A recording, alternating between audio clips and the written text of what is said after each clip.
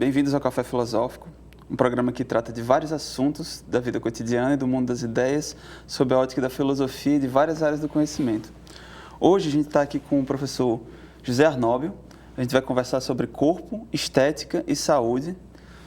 Olá, Arnóbio, que bom que você está aqui com a gente. Obrigado pelo convite. Muito obrigado por ter aceitado. Então, a gente tem, ou sempre teve, ao longo das eras, várias formas corporais que tinham prestígio na sociedade, e hoje a gente tem também um padrão de beleza do corpo. Como é que a educação física, como é que você pensa esse corpo? Como você falou, historicamente, a corporeidade ela vem sofrendo transformações, ao longo da história.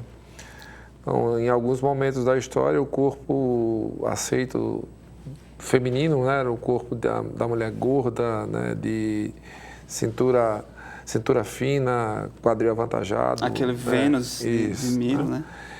E ao longo da história, a questão corporal ela vem se modificando, Hoje, a gente percebe que tanto o corpo feminino como o corpo masculino, é uma tendência mais recente, principalmente do corpo masculino, ele acaba tendo padrões que são impostos pela sociedade, Uhum. Então, o estereótipo da mulher, do corpo da mulher de hoje, já não é mais a mulher nem gorda, onde ela tinha o sinal da fertilidade, que era isso que... O gordo não sendo uma coisa pejorativa, isso, que a gente tende a... Não. Essa questão como elemento da fertilidade, Uhum. de elementos que você dizia, não, isso é um corpo saudável para que eu possa ter uma procriação, e eu possa ter vários filhos de uma perspectiva saudável, porque eu tenho nutrientes para que faça com que essa criança ela seja bem nutrida nesse período, enquanto está em gestação. E hoje a gente tem um outro estereótipo, de mulher e de homem, Uhum. Tanto no universo masculino como no universo feminino, Então a mulher de hoje ela tem que ser a mulher forte também, que é um modelo mais recente, da mulher forte, a mulher musculosa, Uhum. O homem também, com essa característica de musculoso, tem que ter os padrões corporais muito definidos, perna, braço, peito, tem que ser possível ver todos os músculos. Isso, abdômen, porque são novas formas de você trabalhar o universo corporal, Uhum. E esse universo corporal, ele tem que ser entendido de uma perspectiva muito mais ampla do que só essa perspectiva do estético, do aparente, do que nós vemos, Uhum. Porque a corporeidade é algo muito mais... Inclusive tem umas discussões sobre essa questão do corpo para além do gênero, O corpo, para além do corpo feminino, para além do corpo masculino, o corpo queer, Uhum. O corpo multi e tal, que fugiriam a esses padrões de beleza que tenta se impor, Uhum. Porque, na verdade, esses padrões de beleza, eles são impostos principalmente pela indústria do consumo, Uhum. Porque na hora que eu trabalho com a indústria do consumo, ela faz com que as pessoas, tanto o homem como a mulher, eles tenham essa busca por esse corpo perfeito. E esse corpo perfeito, ele vai ser muitas vezes alcançado através de suplementos alimentares, de exercícios intensos em academia. E aí você vai ter que ter um tênis de marca, uma camisa de marca, uma roupa, um short de marca. Para poder estar na academia. Estar na academia, Então isso aí você movimenta essa indústria do consumo, através de uma aparência que ela não é sinônimo de saúde, muitas vezes, Uhum. Porque você acaba fazendo a ingestão de determinados nutrientes, suplementos, que muitas vezes causam mais malefícios do que benefícios à saúde da pessoa. Uhum. Essa questão da saúde é interessante, Porque a gente tem, por exemplo, às vezes por trás do incentivo à imposição de uma forma para o corpo, esse argumento da saúde, né? Você precisa ter mais saúde, você precisa ter mais disposição. Como é que é a associação entre o corpo e a saúde? Assim? Existe a estética, a forma da saúde, ou a saúde ela acontece multiforme? Na saúde, você, não existe um modelo, né, de corpo quando a gente discute a saúde. Porque a saúde ela não é só algo que você vê, não é algo que está externo, né? Tem os componentes bioquímicos, né, que eles estão internos, e isso não é perceptível, só é perceptível através de exames, né? Uhum. Então, quando você, por exemplo, faz a ingestão de anabolizantes, muitas vezes o que acontece? Você faz com que tanto o seu fígado como os seus rins, né, trabalhem de uma forma ineficiente, e com o passar do tempo isso vai trazer transtornos à saúde física daquela pessoa. Uhum. Então, quando a gente pensa em atividade física, a gente tem que pensar em atividade física que vai para além do físico, para a saúde. E pensar em atividade física para a saúde, você precisa de alguns elementos. Por exemplo, a sobrecarga de treinamento, muitas vezes ela deixa sequelas para o atleta de alto rendimento, né? Que com 35, 40 anos, ele tem coisas que ele não consegue fazer se ele fosse uma pessoa dita normal, que fez atividade física regular durante toda a sua vida, mas não fez com que seu corpo ele ficasse sobrecarregado. Então, há necessidade da gente entender o que é um corpo saudável, e o que é um corpo que está sobrecarregado, tanto de atividades físicas ou de suplementos alimentares que muitas vezes levam a pessoa ao colapso do corpo dela. Né? A ter por exemplo, a gente tem também o esportista, né? Que o esportista é um indivíduo que ele tem, talvez esse padrão de beleza venha inspirado, eu quero parecer com aquele pugilista ou aquele corredor, então jogador de futebol, que tem um corpo que demonstra um treinamento intenso que na verdade não é muito bom para a saúde, e sim para um desempenho esportivo, né? Vou até citar um exemplo agora. Há pouco tempo, por exemplo, um ex-goleiro da seleção da Espanha, o Casillas, né? Ele sofreu um infarto, acho que há 15 dias. Então, como é que você pensa num atleta de alto rendimento que teve todo o acompanhamento e essa pessoa, durante toda a sua trajetória, não foi diagnosticado um problema cardíaco? Será que esse problema cardíaco não foi desencadeado pelo excesso de atividades? Então, estou trazendo esse exemplo para a gente ver, né, visualizar algo que é problemático e é real, né? Nem sempre o excesso de atividade física ele vai trazer benefícios corporais. Ele pode trazer uma série de sequelas. Por exemplo, 80% dos ex-jogadores de futebol têm problemas de artrose no joelho de uma forma muito precoce, né? Um número bem alto, em função do tipo de repetição, né? Tem muito salto, tem muito deslocamento, tem muita corrida lateral, né? E isso aí acaba fazendo com que as articulações elas não suportem, né, esse excesso de treinamento. Então é algo que, quando a gente pensa em um atleta de alto rendimento, a gente tem a impressão de que esse atleta de rendimento, através dessas atividades que foi desenvolvida, né, você só vai ter componentes que fazem com que você melhore a sua saúde. E essa não é uma coisa que é muito simétrica, na verdade, né? Não tem uma simetria muito real dessas coisas, não. Seria interessante talvez refletir como é que isso acontece, se acontece, qual o papel da escola na formação desse corpo padrão, né? A primeira coisa que a gente tem que entender é que, apesar da educação física ser a disciplina dentro da instituição, da escola, né? Que deve tratar mais especificamente do corpo, né? Existe uma necessidade da gente discutir essa questão da corporeidade de uma perspectiva multidisciplinar ou até interdisciplinar. Porque, na verdade, quando a gente discute a corporeidade, ela é onde ela se manifesta com mais propriedade, claro, que é na educação física. Mas há necessidade de você discutir isso numa perspectiva mais ampla, e não só dentro da disciplina da educação física, mas trazendo a discussão mais especificamente para o campo da educação física, né? É importante entender da necessidade desse profissional desde o período em que a criança adentra na escola e vai cursar o ensino infantil. Né? Então, o papel desse profissional dentro da instituição é muito importante, né? De fazer com que a criança ela desenvolva a sua corporeidade numa perspectiva bem ampla, né? Desenvolva a motricidade fina, a motricidade ampla, né? A lateralidade, todos esses conceitos que devem ser desenvolvidos lá na educação física infantil. Então, o correr, o saltar, né? O pular, o trepar nos espaços, né?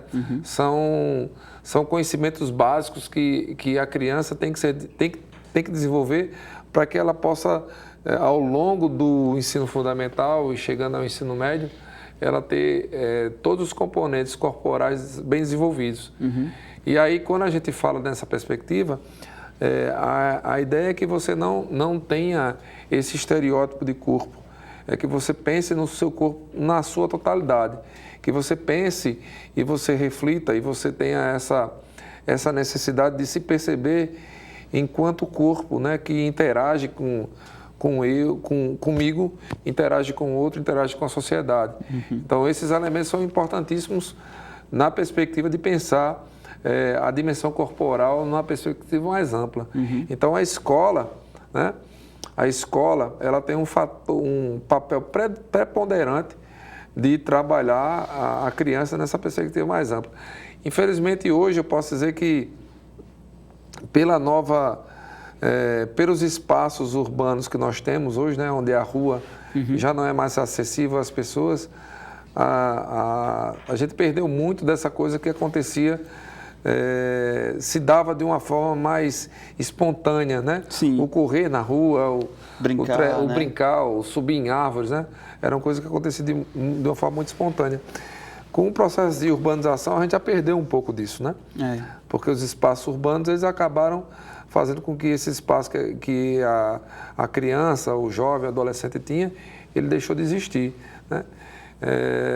E hoje, com o advento de aparelhos celulares, né? Até a TV em épocas passadas, mais especificamente dos aparelhos celulares, a criança e o adolescente, muitas vezes eles deixam de vivenciar o mundo real para vivenciar o mundo virtual. Né? E aí, nessa questão dessa perda de sair do mundo real para o mundo virtual, você deixa de experimentar, de ter experiências motoras que são importantes na sua formação enquanto pessoa. Formação, E aí existe essa coisa da brincadeira, né? Da brincadeira como a própria intenção da criança, às vezes, de brincar como elemento importante na formação do corpo e da mente, que estão perfeitamente relacionados para o desenvolvimento, né? Como é que você vê a ausência das praças, por exemplo, onde se pode brincar e correr? O brinquedo e a brincadeira, né? São dois elementos da cultura humana e da cultura corporal. Ao longo dos anos, eles foram perdendo espaço, né? E essa perda de espaço ela se deu em função de muitas coisas, né? A violência é uma das formas infelizmente, em função da desigualdade social do país que nós vivemos, né? Ela tem sido um dos fatores que tem feito com que as praças e a rua ela deixe de ser um espaço de vivência dos brinquedos e brincadeiras. E ao longo da história do ser humano, né? O brinquedo e a brincadeira fizeram parte da formação das pessoas. Né? Porque, primeiro, que tanto nos brinquedos como nas brincadeiras, você tem elementos que dizem respeito à cultura de um povo. E essa cultura de um povo, ela é passada tanto da forma oral como da forma escrita. Então, no brinquedo e brincadeiras, a gente tem uma série de elementos que fazem parte da nossa cultura oral que acaba passando de geração em geração. E, infelizmente, né, hoje, os espaços públicos, né, eles não dão a liberdade para que as crianças vivenciem, né, o correr, o saltar, o rolar, Subir na árvore, né, numa perspectiva mais ampla, né?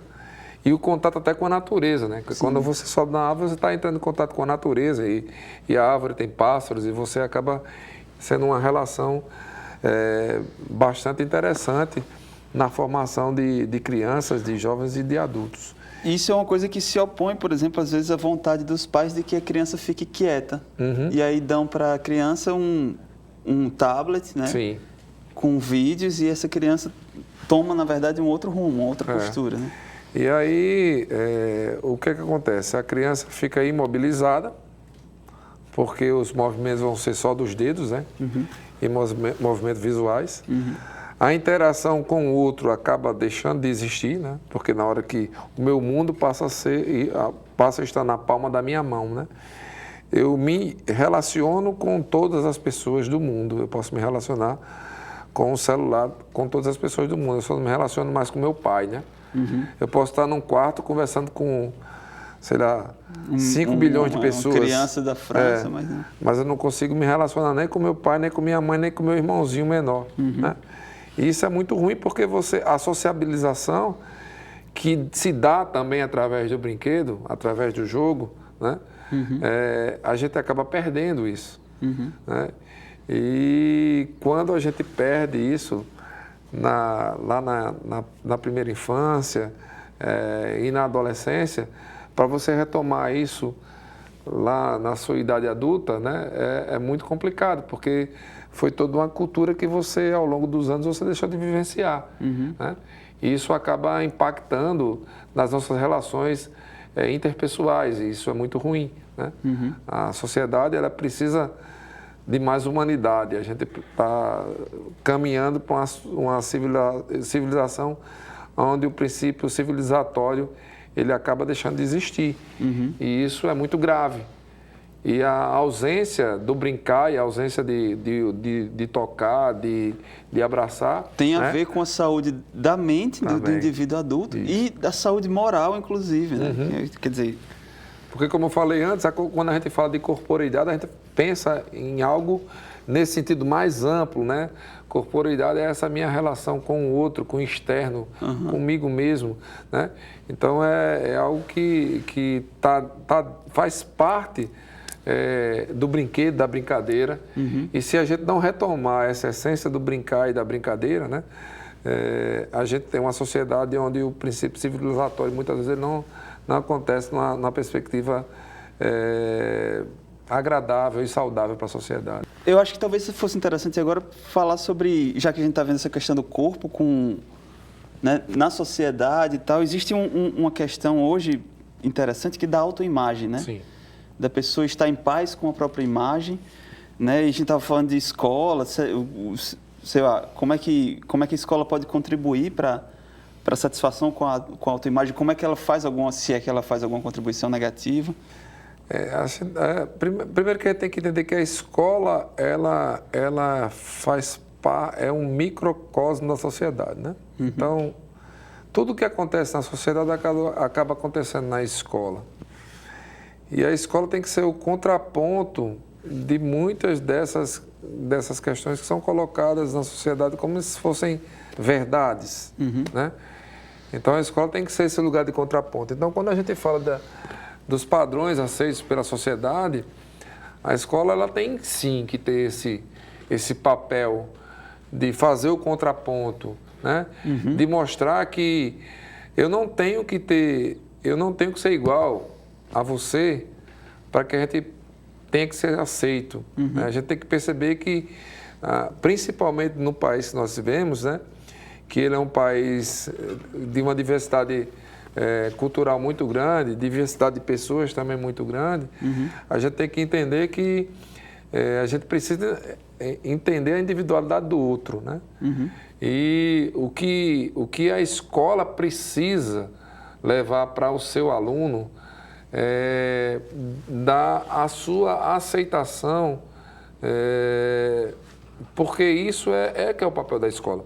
Talvez esse espírito questionador da escola, né, que se estende para a universidade, seja inclusive o motivo pelo qual a gente está, talvez, em vias de perder, né, esse espaço. Com certeza, né? A escola acaba sendo esse local de contraponto e esse local de fazer com que as pessoas tenham acesso a isso, né?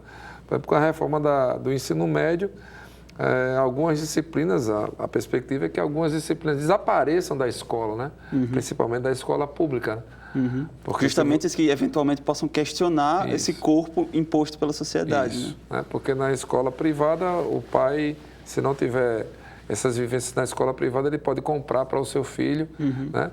Uma vaga numa escola de música, uma vaga numa escola de teatro, uma vaga na escola de esportes, né? Enquanto na escola pública o aluno ele só vai ter acesso a isso. Então a escola tem que ser esse local de contraponto, né? E a gente tem, enquanto educador, a gente tem que mostrar a esses alunos que não existe um padrão de corpo, né? Quando a gente fala de corporeidade, a gente tem que entender que existem vários padrões corporais que têm que ser visualizados, né? E para que eu tenha saúde, eu não tenho necessariamente que ter um corpo que está estereotipado pela mídia ou pela sociedade. Existem vários corpos. O vitruviano, né? Não precisa ser daquele jeito. Tem que ser linear, não tem que ser... Inclusive o corpo da criança, que é um corpo que está em transformação, né? Com certeza, né? Uma criança que lá na primeira infância ela é gordinha, não significa dizer que ela vai ser gordinha a vida inteira, né? Uma criança que é muito magra não significa dizer que ela vai ser magra a vida inteira. Ali é momentâneo, é um espaço corporal ou um espaço temporal, né? Que ela vai, ao longo dos anos, ela vai ter influência do meio e influenciar o meio, e isso aí ela vai moldando, né, o seu estereótipo, a sua característica genética, né? Porque tem toda uma característica genética. Eu costumo dizer o seguinte, existem o que a gente fala na educação física, de vários tipos, né? O endomorfo, o mesomorfo, o longilíneo, né? Então, cada pessoa ela tem uma característica. Fenotípica, né? Isso. E aí, essas características, claro que você vai desenvolvê-las, né? Mas elas vão ter limitantes. É a mesma coisa quando eu penso de um jogador de futebol, né? Um jogador de futebol, eu vou melhorar as suas habilidades motoras. Mas nem todo mundo vai ser Ele precisa ter uma combinação de fibras musculares específicas. Então, nem todo mundo vai ser um gênio esportivo, porque tem pessoas que nascem com um potencial muito maior e você vai trabalhar em cima daquele potencial. Todo mundo vai melhorar. Na hora que eu faço uma atividade corporal, por exemplo, com bola, né? Com o treinamento eu vou melhorar a minha coordenação motora e vou melhorar meus gestos motores. Mas eu nunca vou me tornar um jogador de alto rendimento porque eu tenho limitações, né? E isso tem a ver também com essa minha imagem corporal. Se eu sou uma pessoa que sou longilínea, dificilmente eu vou ter uma musculatura muito desenvolvida. Para ter essa musculatura muito desenvolvida, eu vou ter que usar anabolizantes, eu vou ter que colocar prótese de silicone para ficar mais forte e ter uma aparência mais saudável. E eventualmente só que é só a aparência, né? Comprometer a saúde, né? Porque ali está na aparência, não está na sua essência, né? É algo que é superficial. Porque o que é real são os valores e os padrões que são trabalhados e eu vou chegar a um determinado padrão motor que seja condizente com a realidade das atividades que eu pratico. Muito interessante. Essa questão dos implantes, né, também tem isso, porque essa questão da autoimagem é o que leva as pessoas a modificarem o corpo fisicamente, né? E, por exemplo, chega um momento onde os indivíduos querem voluntariamente instalar, inclusive, próteses. Né? Tem pessoas que querem ser atletas de alto rendimento e...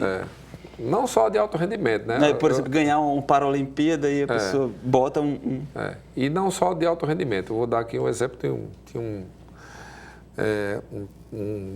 jovem brasileiro que ele se auto-intitulava o Ken humano, né? Que era o namorado da Barbie, né? Sim. E aí ele fez várias cirurgias e colocou vários implantes de silicone para que ficasse parecido com um boneco, né? E ele acabou morrendo, né? Das inúmeras intervenções cirúrgicas que ele fez, ele acabou morrendo. Então, era a busca de um corpo que não era dele. Né? E que não era nem possível, né? Que não era possível, né? Porque ali era algo que era essa busca incessante pelo um corpo que não é meu. Né? E aí o uso de prótese de silicone, por exemplo, muitas vezes ele causa danos à sua saúde. Danos à saúde, além do investimento alto que você faz para ter um corpo que não é seu. Né? E isso é muito impactante. Nosso tempo acabou, foi muito interessante a conversa. Muito obrigado pela sua participação mais uma vez, certo? Esse foi o Café Filosófico. A gente conversou com o professor José Arnóbio sobre corpo, estética e saúde. O Café Filosófico ele é um projeto de extensão do Grupo de Estudos de Metafísica e Tradição, da UFRN, em parceria com a TV Universitária e com a Rádio Universitária, certo?